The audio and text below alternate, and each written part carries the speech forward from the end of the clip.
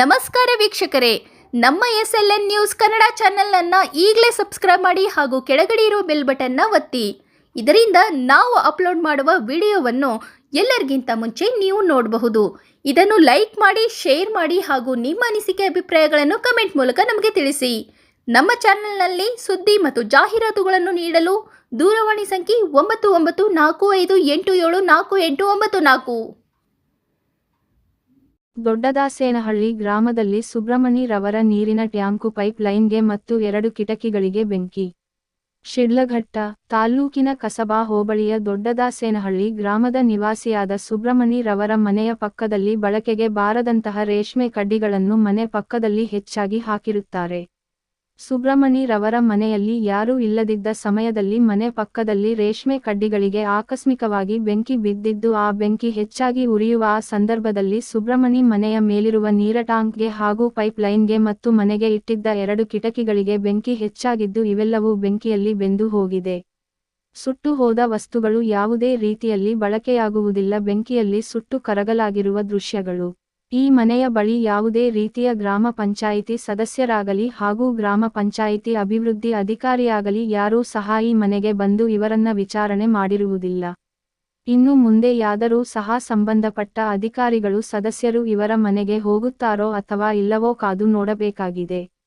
ಈ ಘಟನೆಯ ಬಗ್ಗೆ ಗ್ರಾಮಾಂತರ ಪೊಲೀಸ್ ಠಾಣೆಯಲ್ಲಿ ದೂರು ಸಲ್ಲಿಸಿದ್ದು, ಹೆಚ್ಚಿನ ಮಾಹಿತಿಗಾಗಿ ಪೊಲೀಸರು ತನಿಖೆ ಕೈಗೊಂಡಿದ್ದಾರೆ.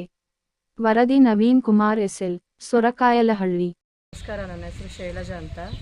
ದೊಡ್ಡದಾಸನಹಳ್ಳಿ ಗ್ರಾಮ, ವೈವನ್ಸನಹಳ್ಳಿ ಪಂಚಾಯಿತಿ ನಮ್ಮದು. ನೆನ್ನೆ ಸುಮಾರು 5 ಗಂಟೆ ಟೈಮ್ಗೆ ಬೆಂಕಿ ಹತ್ಕೊಂಡೈತೆ. ನನ್ನ ಮಗಳು ಸ್ಕೂಲಿಂದ ಬಂದು ನೋಡಿದ್ದಾಳೆ. ನೋಡಿಬಿಟ್ಟು ಹಂಗೆ ಆಚೆಗೆ ಬಂದು ಕಿರ್ಚ್ಕೊಂಡ್ಬಿಟ್ಟಿದ್ದಾಳೆ. ಕಿರ್ಚ್ಕೊಂಡ್ಬಂದು ನಮ್ಮ ಅಣ್ಣವ್ರನ್ನ ಕರೆದ್ಬಿಟ್ಟು ಬಂದಿದ್ದಾಳೆ. ಆಮೇಲೆ ಅವರೆಲ್ಲರನ್ನೂ ಕರೆದು ಹಂಗೂ ಆರ್ಸೋಕ್ಕಾಗಿಲ್ಲ. ಫೈರ್ ಇಂಜರ್ನೆಲ್ಲ ಕರೆಸಿ ಆರಿಸಿದ್ದು.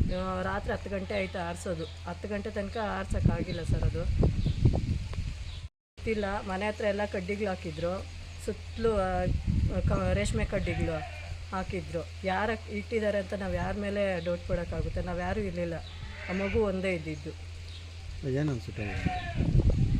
ನಮ್ಮದು ಬಟ್ಟೆ ಎಲ್ಲ ಸುಟ್ಟೋಗಿದೆ, ಸಿಂಟೆಕ್ಸ್ ಸುಟ್ಟೋಗಿದೆ, ಕಿಟಕಿಗಳು ಸುಟ್ಟೋಗಿದೆ, ಮತ್ತು ಪೈಪ್ಗಳು ಎಲ್ಲ ಸುಟ್ಟೋಗಿದೆ. ಏನೂ ಇಲ್ಲ ಅಣ್ಣ, ಯಾರ ಮೇಲೂ ಡೌಟ್ ಇಲ್ಲ.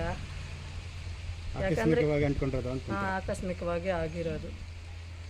ಯಾಕಂದ್ರೆ ನಾವು ನೋಡಿದರೆ, ಕಣ್ಣಾರೆ ನೋಡಿದರೆ ಇಂಥವರೇ ಮಾಡಿದ್ದಾರೆ ಅಂತ ಹೇಳ್ಬೋದು. ನಾವು ಕಣ್ಣಾರೆ ನೋಡಿಲ್ಲ. ಪೊಲೀಸ್ ಕಂಪ್ಲೇಂಟ್ ಕೊಟ್ಟಿದ್ದೀವಿ. ಪೊಲೀಸವ್ರು ಬಂದು ರಾತ್ರಿ 10 ಗಂಟೆ ತನಕ ಇಲ್ಲೇ ಇದ್ದರು. ಮಹಾಜನ್ ಮಾಡ್ಕೊಂಡು ಹೋಗಿದ್ದಾರೆ. ನಮಗೆ 1.5 ಲಕ್ಷ 2 ಲಕ್ಷ ಲಾಸ್ ಆಗಿದೆ. ಗೌರ್ಮೆಂಟಿಂದ ಏನಾದರೂ ಪರಿಹಾರ ಮಾಡಿಕೊಟ್ರೆ ಒಳ್ಳೆಯದು. ಕೂಲಿ ಮಾಡ್ಕೊಂಡು ತಿನ್ನೋರು ನಾವಿರೋದು 3 ಜನ. ನಮ್ಮಪ್ಪ, ನಮ್ಮಮ್ಮ, ನಾನು, ನನ್ನ ಮಗಳು.